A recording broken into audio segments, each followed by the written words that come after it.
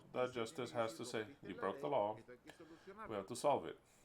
Or you have to pay, or you have to give this back and don't do it again, or there is a fine. That's the way it is.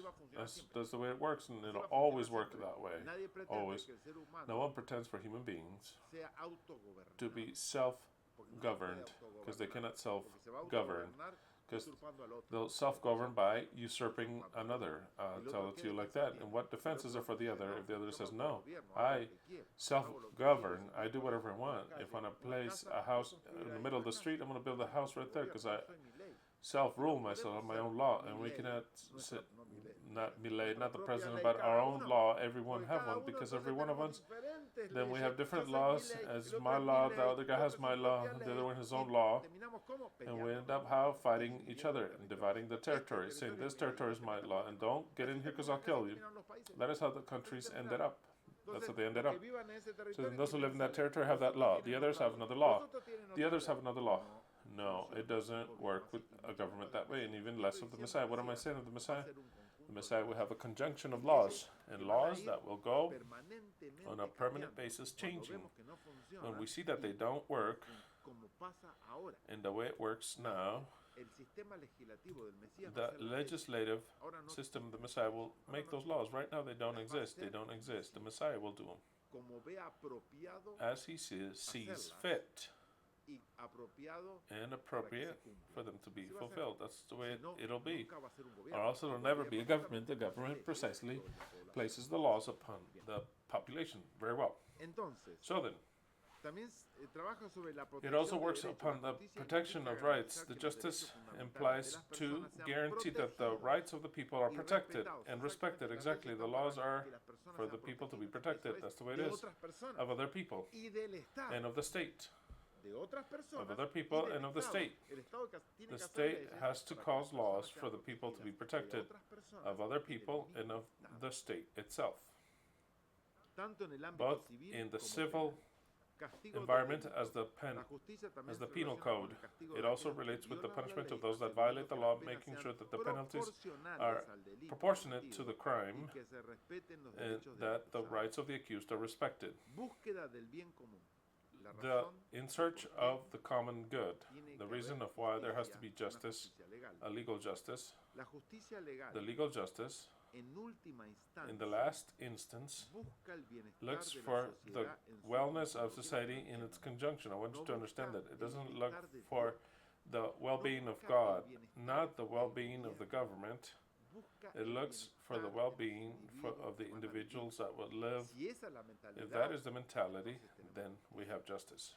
If the justice is done to protect entities like pharmakeia, then we have a brutal injustice.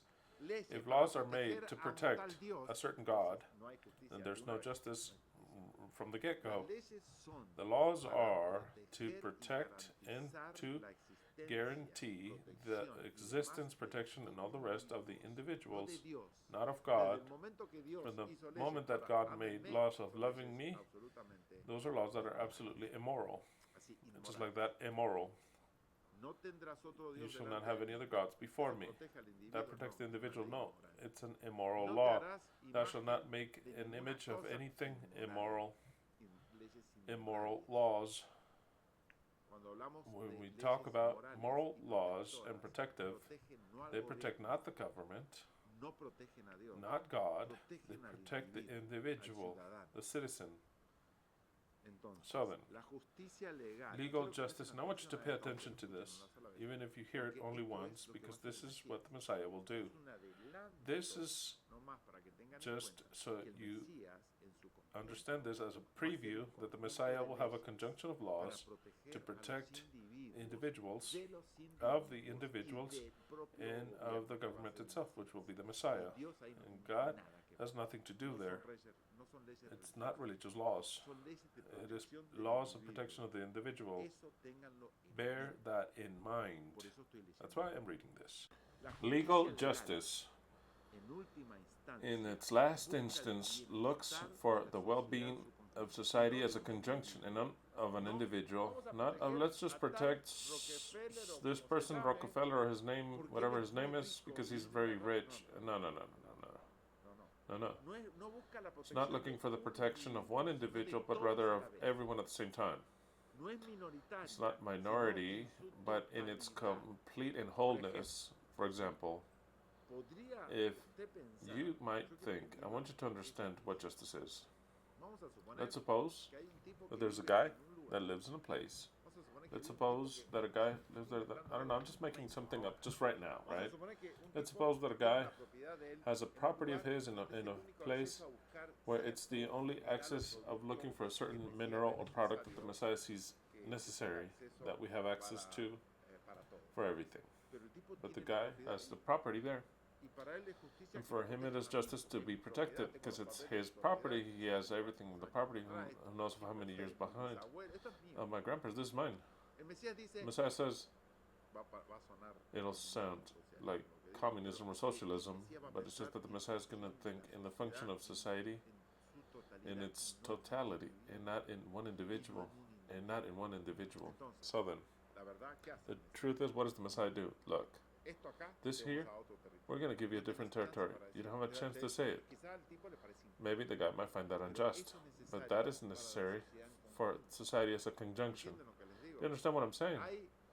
There are people that think that their rights are, individual rights are violated, but actually, if it is for the real benefit of everyone, then the majority are benefited and not the individual. That is what I'm reading here so that you understand. Legal justice, in its last instance, looks for the well-being of society as a conjunction, creating for a surrounding in which it is convenient, in which the convenience is just, peaceful, and orderly. So then, the real justice does not look for the justice of the individual only, but of the community. The justice of the community. That is what is looked for. Types of justice in the legal environment. We have the commutative justice, the distributive justice, and the social justice. Commutative justice means that it refers to the equality in the relationship between individuals, just like in the contracts or in associations where both parts need to receive a fair treatment, because there's also an agreement between people and now they are in disagreement, so the justice looks for an equitable justice, or on behalf of one individual when they see that they were abused or mistreated, or something was stolen by the other guy. Distributive justice. Pay attention to this term. It is focused in the term, equitable term, in charges in society, considering the necessities of every individual. Here is where meritocracy enters. It's not because, oh, there are so many whites working, I need a group of color for there to be equality. No. If the people of color have more capacity to do something, let them do so. Not because they work, and a white one wants to work there because I'm being discriminated. No. This is based upon merits. Are you good for the job or not? Or prepare yourself for it, but it's going to be the one that does it the best, not just because I want to give out to everyone. It isn't so. So then justice, distributive justice, actually is focused in the equitable distribution of resources and charges in society, considering the needs and the merits of every individual. There are many things here. There's no need for us to study this to depth. But justice is not just, oh, I want justice. No. Justice that our government exercises is very wide. And the justice that the Messiah will execute, it'll be the best government of all times. So it's better that you start to understand that it isn't just like that. It is a legal system. That is why it is not just one individual, that is the Messiah, but a conjunction of individuals. It's a government. It is called Messiah, but it's a government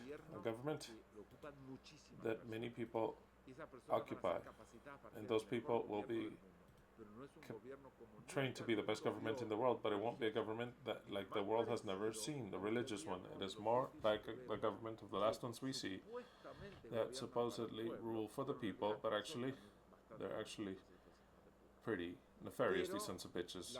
But just modern justice, for example, of the modern nations like the US, are so much superior to any biblical religion that has ever existed. It is way so much superior. It doesn't mean that it's applied correctly. It doesn't mean that the judges are correct. It doesn't say the government is good. No. But what humans have done is to try to keep an equity between all the people. And of course, they got mixed up with laws, senseless laws and protections for certain businesses, a whole bunch of things.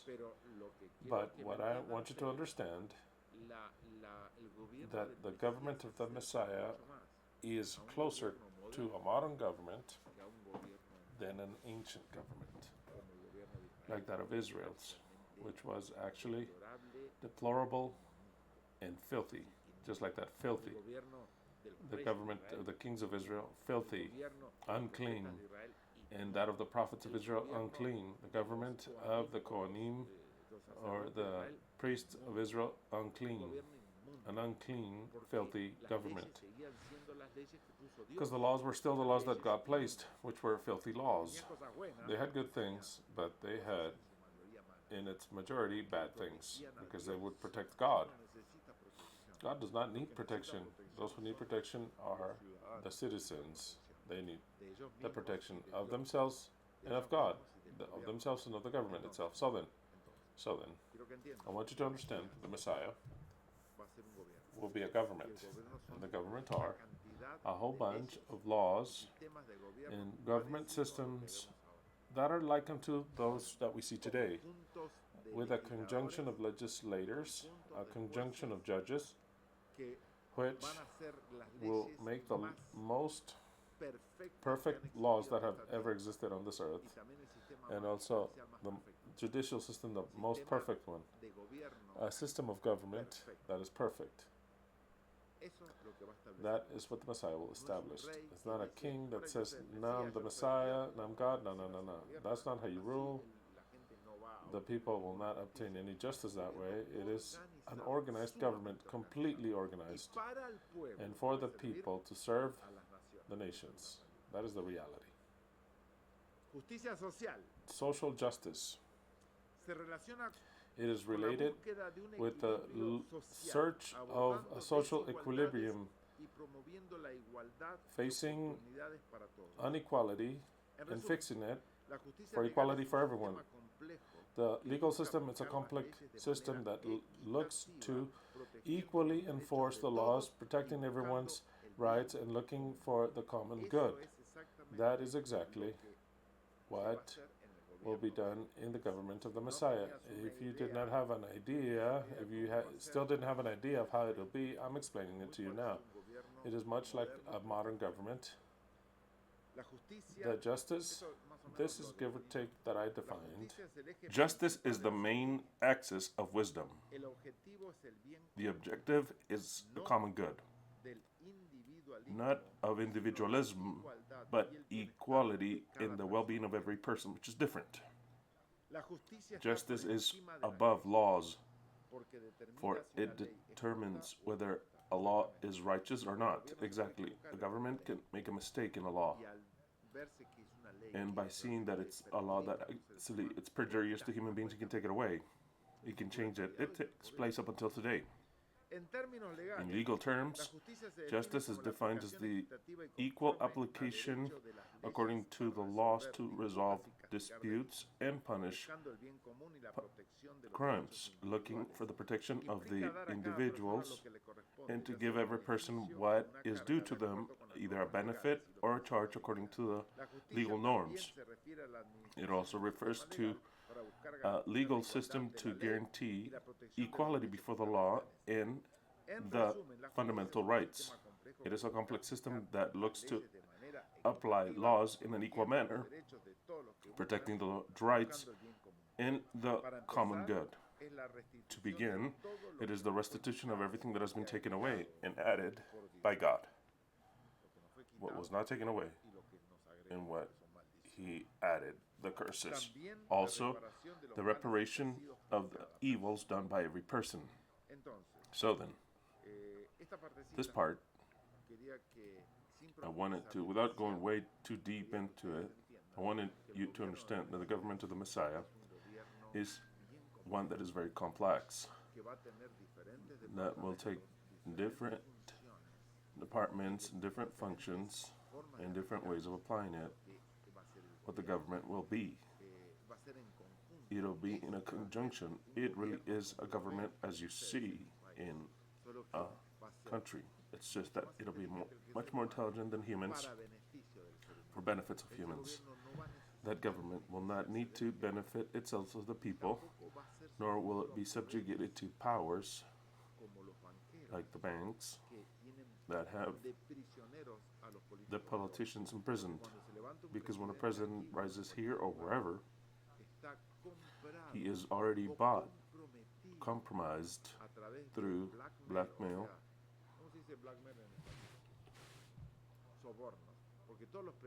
Blackmail. They have all gone to the house of Epstein and their videos of the little house that rules over us now. So then,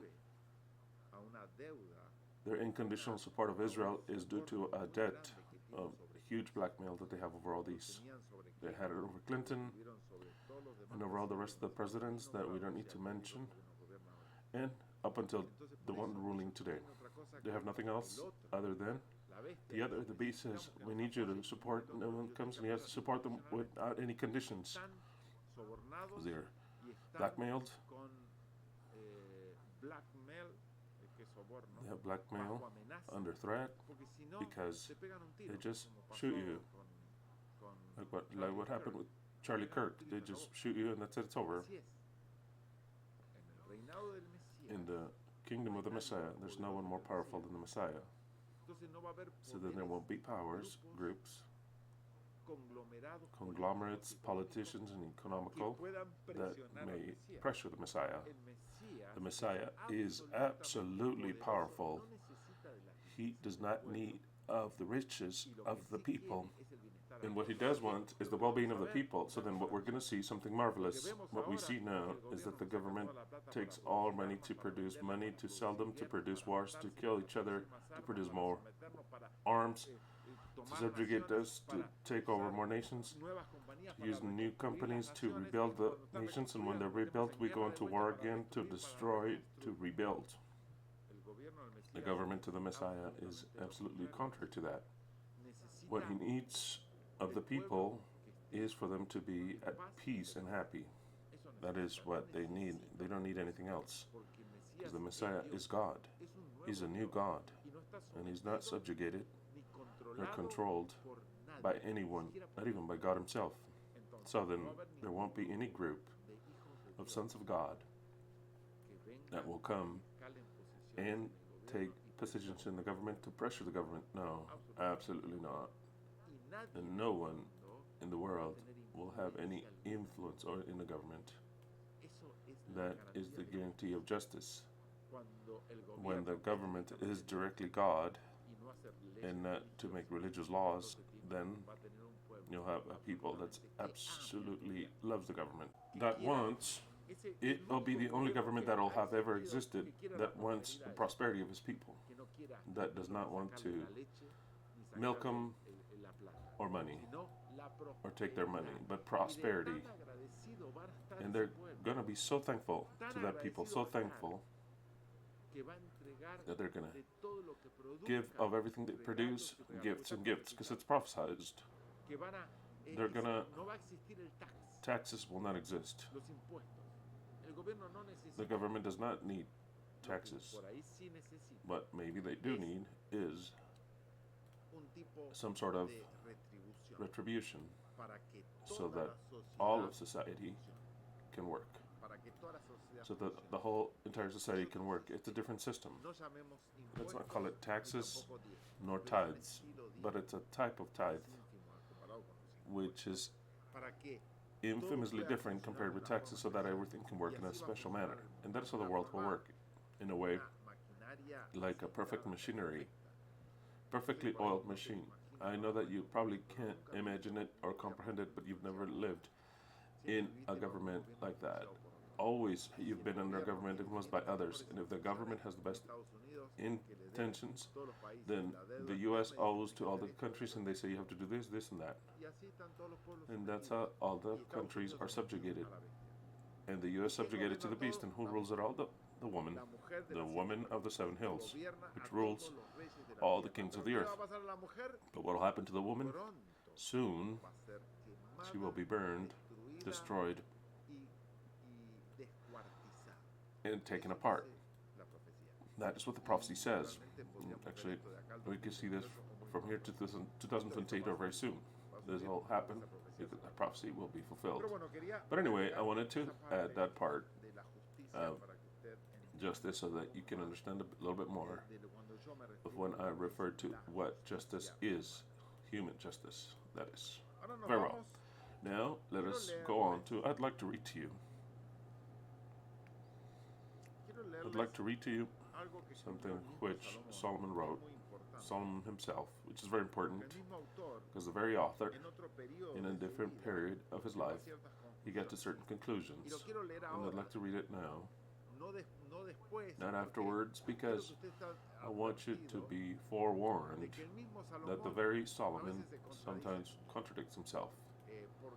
Because when you get to a certain stage in your life and you look back, no matter how wise you were or what you've built and how methodical you were, when your life goes, you're going to say, what I've done makes no sense whatsoever. Ecclesiastes 7, we shall read it 1 through 29 in the New Living Translation. This was not in the beginning of this series, but I found it to be opportune for some motive, opportune to read it.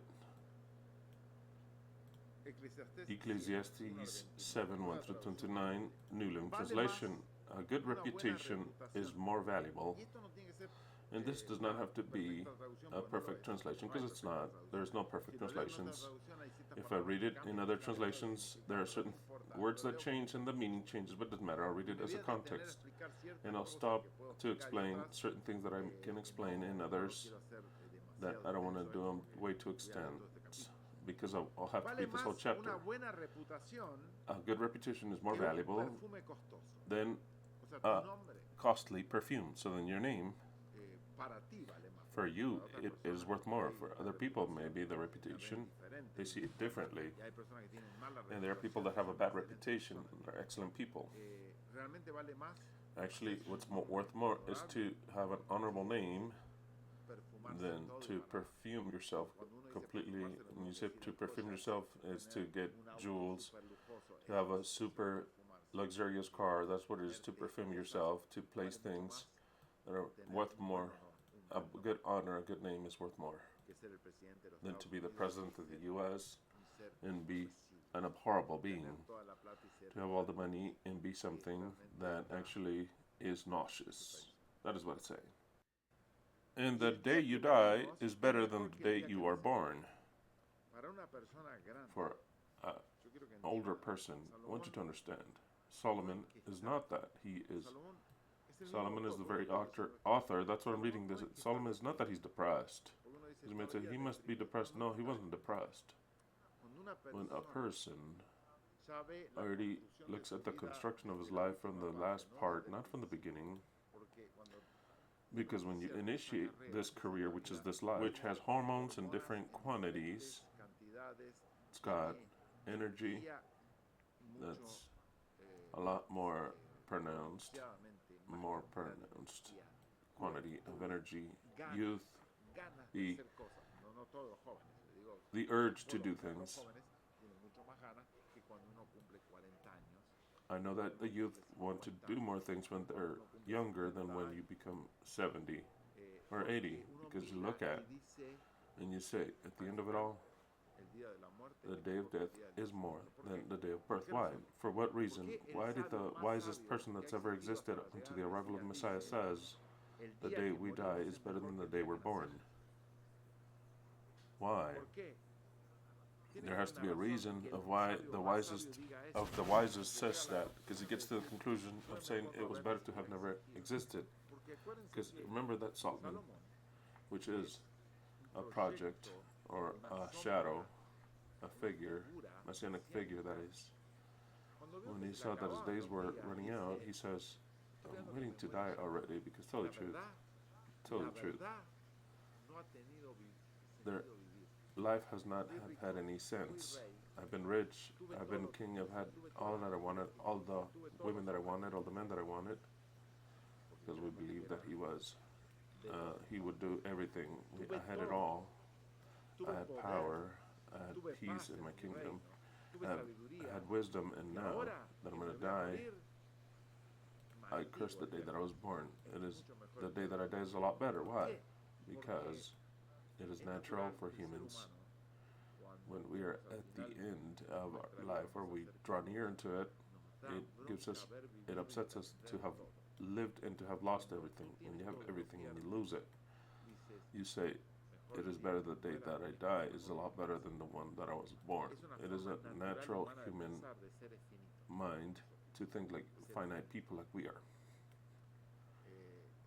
Finite people, of which we have an assured life close to us. When that death is close, we say, tell the truth, that day of death is better than the day we were born. Why? Because you've already lived it and you're going to lose it all. It is better for everything to run out soon. You maybe not understand it, but the greatest, wisest of them all said, and I want you to at least think it over. There are other things that'll make you think. Better to spend your time at funerals than at parties. You're like, what? That can't be. It is better to go to parties, celebration, than to go to a funeral. The wisest of them all says, actually, it is wiser that you go to the funeral and see death there, and you stop to think in death, which is nothing itself, and that is what we're headed, than to go to a party. And you might think, in the end of it all, it's better to celebrate. Let us eat and drink, that tomorrow we shall die. But the wise man says, not that. He says, look at death, because that is what awaits you.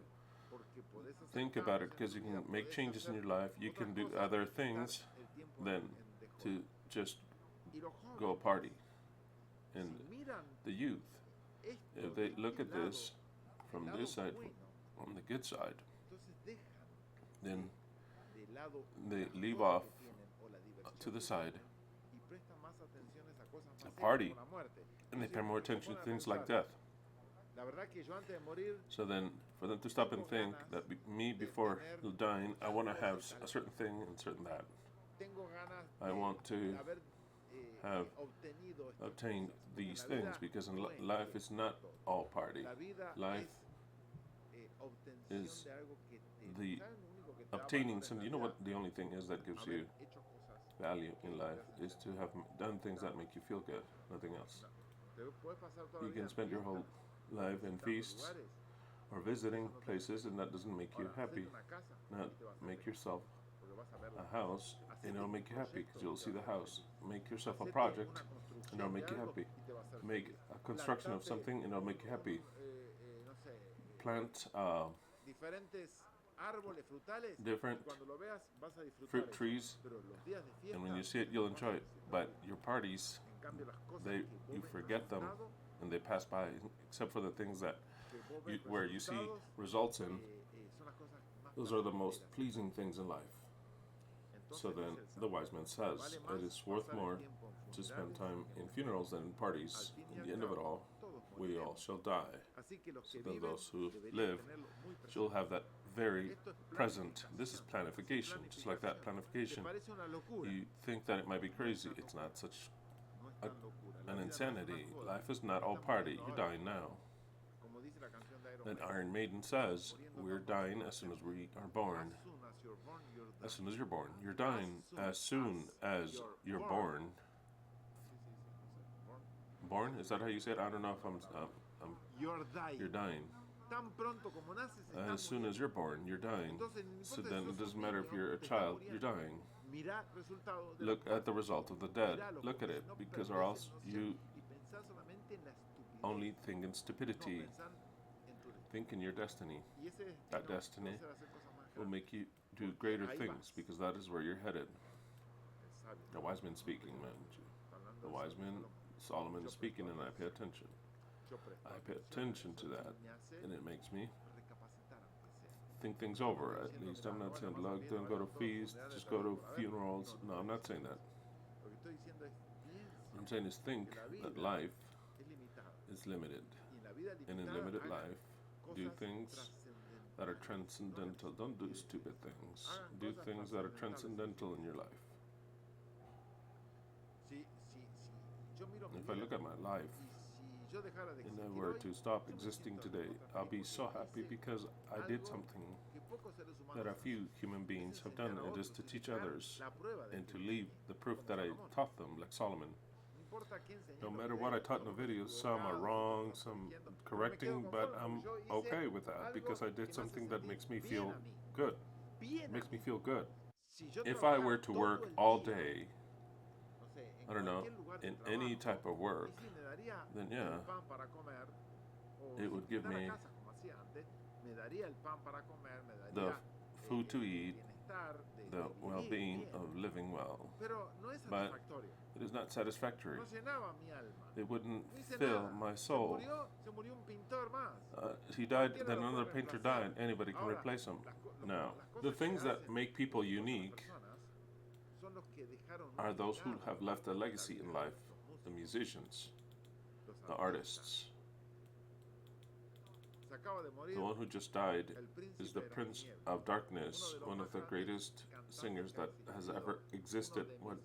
I'm not used to the word that you don't like, nor God. One of my greatest idols, because that word is used great. And it's not idols that we worship, but people that we have a brutal admiration for.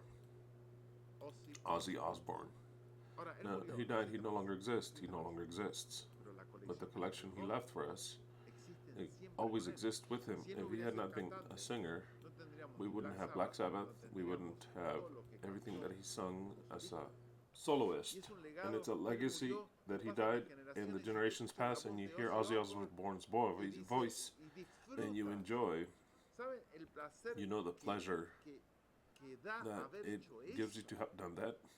It's more than admirable. More than admirable. Now, notice that what did my great-grandfather did. I don't know what he did. I don't have the least idea. I know that he was a pastor, my grandpa, but my great-grandfather, I don't know what he did. I could investigate, but my grandma died, my mom died, now she doesn't recognize anyone. Now I'm fucked.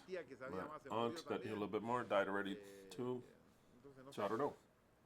If he had done something very great, I would know. I know that one of my great-great-grandparents was Faustino Sarmiento. He was the president of Argentina. That I do know. One of my relatives, so I'm a relative of an Argentinian president. That one is known, very well known. But the rest, I don't know what they did. I don't know. One of Leslie's relatives is Picasso. He painted many different things, whether we liked him or not. At least we knew it. Painted like dog shit, maybe, or for some people think it's spectacular. It's perfect. That's what he wanted. That's what he wanted. So then, and is a very close relative of Leslie. That we're artists, preachers. That is what. But we can relate it with something. The rest, what did my great grandparents do? I don't know what they did. I don't. What am I trying to say with this? What I'm trying to say is we should stop paying attention to living out of parties when you're young and start to do things that you enjoy them and the people that come after you. Better to spend your time at funerals than at parties. After all, everyone dies. So the living should take this to heart. Sorrow is better than laughter, for sadness has a refining influence on us. The wise man said. You might be depressed, but laughter is a lot better. But for the wise man, the wisest, and the only one that surpasses him is the Messiah. He says, sorrow is better than laughter, because sadness tends to refine us makes you look at things a little more negative, tends to mold us to be better people, not stupid idiots. Those who laugh all day are idiots, stupid idiots, directly stupid. They're laughing all day, listening, looking at jokes and laughing. They're actually stupid. The more serious people look at the glass half full, not half empty. They look at it half empty, not half full. He that is wise thinks, ponders in death a lot, while the fool thinks all about having a good time. Couldn't be any more clear. Am I against having fun? No, I'm not against having fun. But when you have fun, think a lot about death, because death is the end, or our forewarning. And it's not words that I wrote. I want you to take into account that the wisest of all wrote them, the one who received the extraordinary wisdom from God. He that is wise thinks a lot about death. When you don't think about death, you drive fast to top speed. You're not thinking about death. You're just thinking that you want to get there. He that is wise thinks that if you go too fast, there's more possibilities to get killed. Immediately more. A lot more, because your time of reaction is less. The time that your car takes more is way more. The time to stop becomes way more. So then, before the least of the problems, you have the greater chance of killing yourself and the rest. So then, who is the one that runs? He that is a fool. Who is the one that drives so well? It is the wise man. Why? Because the wise man thinks about death a lot. In every action he thinks. The wise man doesn't grab a bottle and drinks another. No.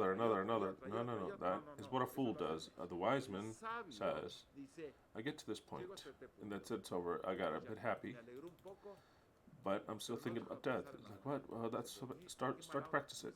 Everything you do, think about death. And what you can do could kill you. And then you could die at any moment. So then you're going to start to enjoy things differently. Not like a stupid idiot. Not losing your head. He that is wise thinks a lot about death, while the fool only thinks about having fun. It is just about having fun, nothing else. It is better to be criticized by a wise man than to be praised by a fool. That is great. When a wise man criticizes you, it is a lot better than the praise of an idiot. An idiot could be your mom, your dad, your aunt, your friends. It could enter. I'm not saying that it does, but it can. But when a wise man criticizes you, it is a lot better than the praise of anybody else.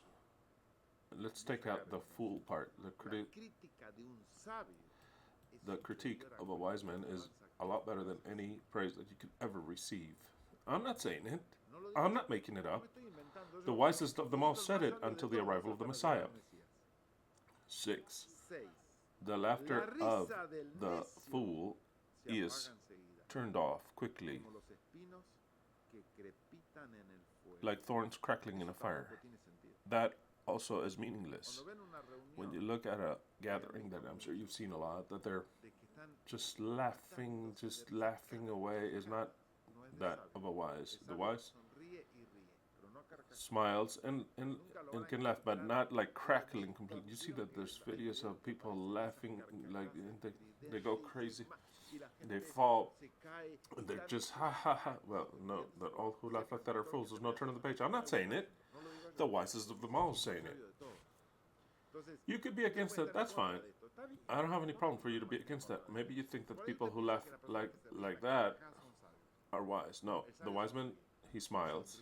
He makes the smile face, but he's not gonna do noises that make your ears hurt. When somebody laughs, just like crackling away. When I hear somebody and I start to raise your voice too much, I said, don't laugh that way. You have to teach them when they're little. The wise men will never laugh like that. I want you to understand that. The wise men, they smile. When something is great, they smile. But the laughter could be inside. If you let that crackling laughter like that out, you're fooled. I'm not saying it. Read it in your life. The wisest of them all said it. The one that gave wisdom to, that God gave him, that is wide as the sea, so don't argue. Don't argue. Because your wisdom could not reach Solomon's. There's no one that can reach Solomon's except for that of the Messiah. So then, I want you to listen well. And the children and the youth. The laughter of the fool is quickly gone, like thorns crackling in a fire. That also is meaningless. Extortion turns wise people into fools. Extortion turns wise people into fools. If the redhead or all the presidents had been very wise with the extortion that they had, you know who, through the women that they would take them, so then they become fools. But of course, even if you're super wise, when you suffer an extortion of something you've done wrong and somebody has you by, how do they say, when somebody has you by they have you by the balls pretty much. They say, well, you either do this or I'll let people know about this. Of course, that is what blackmail is. Extortion makes a wise man fool, and bribes corrupt the heart. Finishing is better than starting. How good is this? How many do we start projects and we don't finish them? To start it doesn't mean anything. It is to finish it. To say, oh, I started to do this. It's no good. How many years have you been studying? You have the title. No, then it was absolutely. You should not have started anything. What is worth anything is when you finish it. That is why the Westman says, what is worth is your life and your death when you end it, not when you started. It may seem difficult to understand, but I understand the mind of Solomon. And I'm trying to explain it to you. It is worth more to finish something than to start it. Patience is better than pride. It is very clear. Control your temper, for anger labels you a fool. Labels you a fool. When you get upset more than reason, it's not talking about just common anger, it's talking about the wrath that is disproportionate, that takes you to actions or strikes or all kinds of things that you know what wrath produces. About wrath, it's fine. It's not talking about wrath. A person got upset. No. It's talking about yelling, violence, strikes. That's what it's talking about. Control your character. For wrath, it is what labels you a fool. When a person quickly loses their control, they are fools. I'm not saying it. The wise man says it. The wise man says it. A fool controls his words and his character and his yelling. When he loses that, then he's no longer wise and he's a fool. Don't long for the good old days. Don't say, it was better before. Don't say that. Don't say that. Before we could buy this. No, don't say that. Don't ever say that. Before it was a difference. Don't say that. The Westman says don't say that. Don't long for the good old days. It is not wise. So then the wise man never says, before it was a lot better. No, for me it's a lot better. No, 1,000 times better. No. What happened before, it's all trampled over. People generally say, oh, what days were those? I would wish, and I start to sing a tango. I wish I could live in our times. No. For me, the best time that exists for my life is this.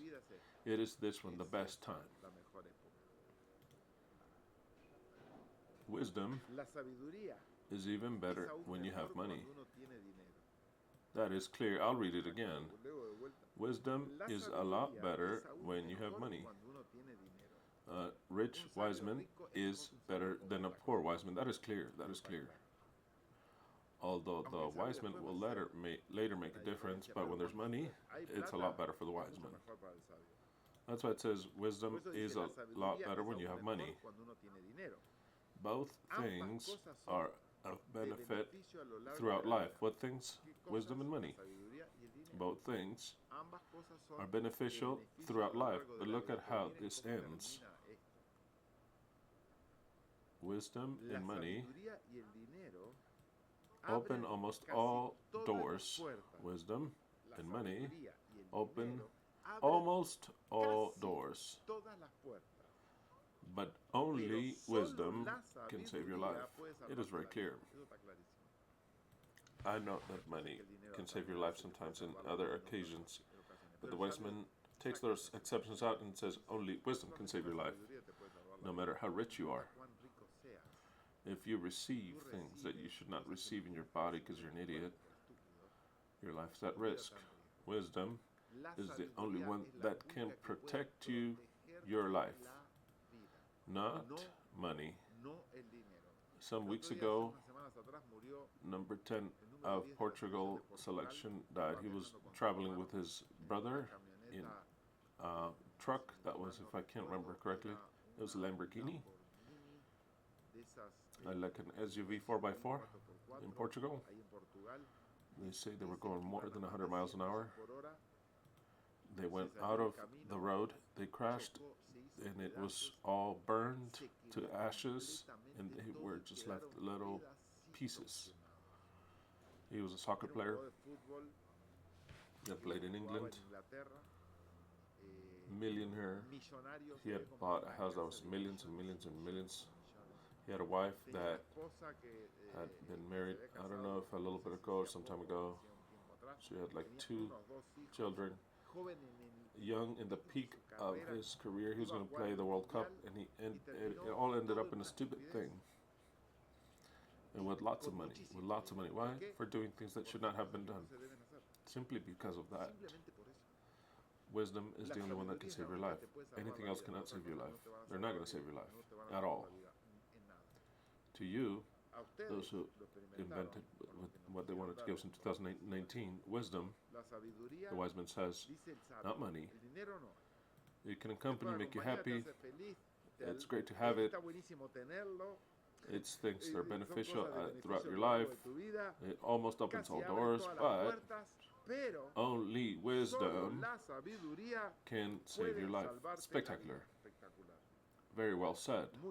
Like someone would say that used to come here, of course, said by Solomon. Accept the way in which God does things. You know how we had made a song about this. Accept the mode in which God does things. For who can... This sounded like a song, I don't know. Accept the mode in which God does things. Because who can fix what he has twisted? That is perfect. What he did what? What he has twisted. Because he can do things that are straight and twisted. For example, the Torah is very much twisted. His people are very twisted. So then can somebody straighten it? No, cannot straighten it. He wants to get up. No one can straighten what he has twisted. So then he twists things? Absolutely. We've studied all that in the series of the Spirit of the Feast. He twists whatever he wants. And we're not whomever to try to straighten things that he twists. And he says, accept the mode in which God does things. He's also talking to us. He says, look, God made the world this way. He does good and evil. You have to accept it. And I find that to be perfect. He says, this is the plan of creation. You have to accept it. Perfect. He does things. Twist it. Don't try to straighten it. I think that's perfect. But he also prophesies that he hands over his kingdom to what he said is his son or the Messiah. And I find it to be perfect. 14. Enjoy prosperity while you can. But when hard times strike, this one is very good. This is very good. Pay attention. Enjoy prosperity while you can. But when hard times strike, realize that both come from God. What does the wise man say? That good and evil come from him. Don't say this comes from the devil, their test. No, no, no. The one that gives you prosperity can also make your life miserable hell. The wise man says both things come from God. Not one from God and one from the devil, but rather all things come from God. I think we've understood that in this series, the Spirit of the Feasts, that both things come from God. Both prosperity the los hard tiempos times. difíciles. Remember that nothing is sure in this life. You have to have that very clear. Bien clarito. Aseguro, Something sure. You know how the phrase goes? Seguro se lo llevaron preso. Mr. Sure was taken to prison. In Argentina, I know Esto es seguro. they say, is this for sure? People say, is this for sure? Es seguro esto. They're like, Mr. Sure was taken to prison. Diga que no. Está preso. That word, security, is in prison. There's nothing that is No hay seguridad. security. That's what Solomon's telling you. Mirá que la Since seguridad se la llevaron preso. wisdom, for sure, was taken to prison. Remember that nothing's for sure in this life. 15. 15. Okay. Here it becomes difficult, which now here what's difficult begins. I can already see this. I'm already seeing. Estoy mirando. Or there's still something left. Let's see. No, some texts are left. Faltan unos textos, tranquilo. He says, I've seen everything in this De life. todo en esta vida, Meaningless. sin sentido. I have seen everything in this meaningless life, including Incluso the death jóvenes buenos of good young people and the long life malvadas que of tienen wicked una people. vida larga. But of course, only the good die young. All the evil seem to live forever. Another song Otra canción, of Iron Maiden. Iron Maiden. Solo Only the los good die buenos young, jóvenes, and the wicked los seem malvados to live parecen forever. vivir para siempre. So then Solomon, Entonces, way Salomón, prior mucho antes que to Iron Iron Maiden, Maiden esa and frase that phrase está.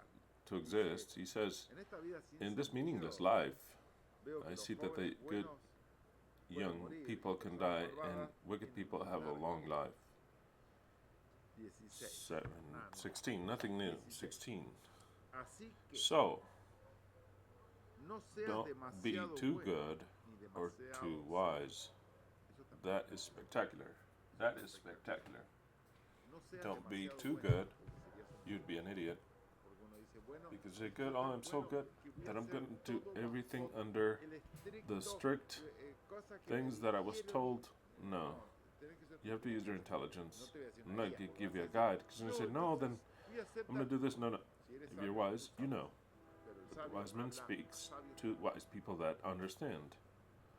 No seas demasiado Don't be bueno, too good ni or demasiado too sabio. wise. ¿Para qué Why destruirte? destroy yourself? Está It's tremendous. Mientras más The sabio wiser sos, you are, también you vas also a ver start las to cosas cada vez más negativas. things as more La sabiduría negative. te hace ver las Because cosas. wisdom makes you see things more negative. Stupidity makes you see things more positive, La vida es prometedora. more nicer, El sabio no ve que la vida and that life is promising. El sabio dice, No, the wise man says, "Vete a los funerales". every now and then go to the Y funerals, siempre todos los días and te over, quedas pensando. and always every life think about death. That is what the wise man says. This is what the wise man says. Muy It is very interesante, interesting, pero no but voy a I'm not ahondar gonna en go esa into decisión. depth into that. 17. Por otra On parte, the other hand, tampoco seas don't be too demasiado wicked bueno. either. O sea, no seas In other words, demasiado don't be way bueno, too good, pero tampoco te but vayas also a la don't raya que seas go and demasiado become way malo. too Un evil. He poquito says, está just a little bit is fine. Pero la But in the medida measure la discierne el is discerned sabio. by the wise man. Uno You might dice, say, "¿Pero qué what estás are you diciendo?". saying? Bueno, no Well, estoy I'm not diciendo yo, teaching estoy this. enseñando Salomón. Solomon's teaching, mind you. Por otra parte, On tampoco the other seas hand, don't be demasiado too malo. wicked. No seas Don't necio. be Claro, a fool. si Of te course, pasas de vuelta if de malo, you te go haces way necio. too Un wicked, sabio you sabe become a ser fool. A wise man knows how perfectamente to be en un perfectly well equilibrio. in Ni tan equilibrium, bueno not que so sea un good that he's an tarado, idiot, ni nor tan so malo evil que se that he convierta en un becomes necio.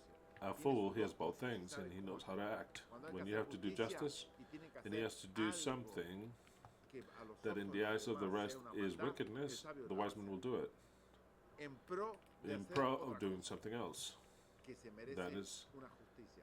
Porque that no te merits voy a dar justice. I'm ejemplos not going to give you ahora any examples porque right now no, because otherwise lo we'll reduciría a un reduce it to an ejemplo. Ni example. siquiera Not él even te he da un gives you an ejemplo. example. No te voy a dar I'm un not going to ejemplo. give you an example, Pero hay but there cosas are en things la in vida life que si sos that if you're way demasiado too bueno, good, te van a perjudicar there a you're vos going y to a tu familia. be harmful to you and your family. Tenés que So then you aprender have a to ser learn to vivo, be lo que wise, vivo, what we call wise, like a wise guy. llamamos vivo. We call Una them persona wise viva guys, and a wise va a guy hacer cosas que a los ojos is de going to do otros things serían that in the eyes of mal, others will be evil, but pero esa that maldad wickedness hace que sobreviva makes you tu familia y eso survive your life and that there be justice, because if you just go by the laws the way they are or the way that you were told or how they should be, then you never arrive. You never arrive. So then the wise man says, I'm not going to give you an example, but be wise. Be a wise guy. Don't be an idiot. Don't be a donkey doing everything. No. Don't be a little donkey. If you can avoid something and do that, and that is convenient to you and your surroundings, then do it. Not a word more. The wise man is teaching, not I. Okay, I'm just repeating what the wise man says. It says it like this. I'll read it all entirely. That whole phrase. It says, don't be way too good, nor way too wise. Why destroy yourself? On the other hand, don't be way too wicked. Don't be a fool. Why die before time? Exactly. Pay attention to these instructions, because everyone who fears God will avoid to fall in both extremes. Exactly. Did you understand? What extremes? Extremes of wickedness and of kindness. A person that is extremely good is a stupid idiot.